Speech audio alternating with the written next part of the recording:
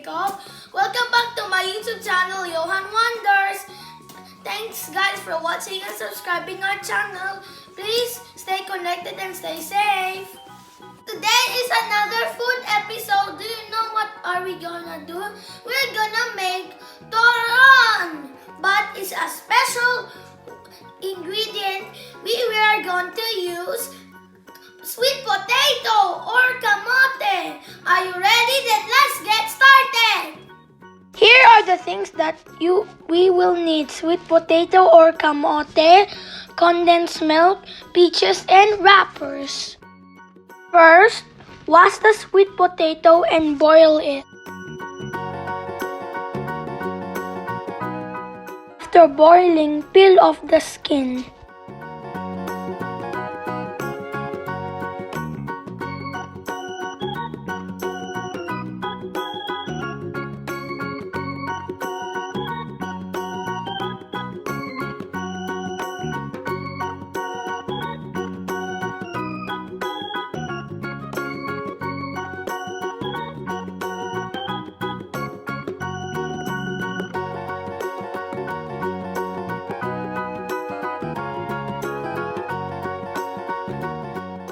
Then, mash all the kamote.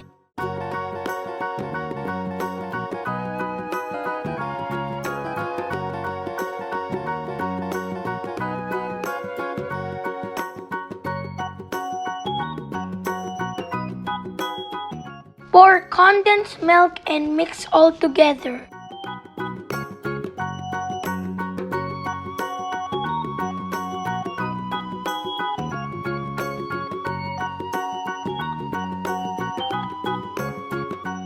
Assemble your turon with 1 tablespoon of kamote and a slice of peach and wrap it like a spring roll.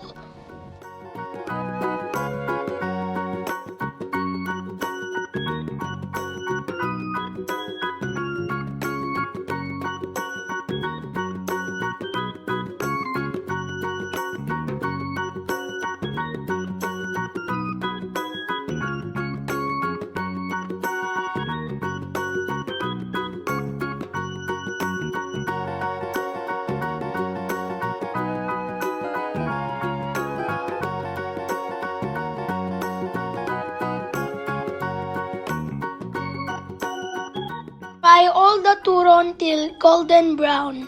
Sprinkle sugar while frying.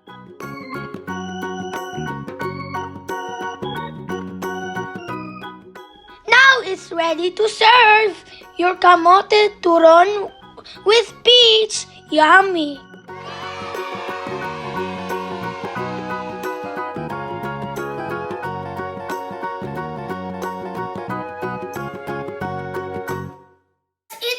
Hope you like our kamote turon. Don't forget to like and subscribe so that I can make more of my exciting and amazing videos. See you in the next food video. Bye bye. It is for me.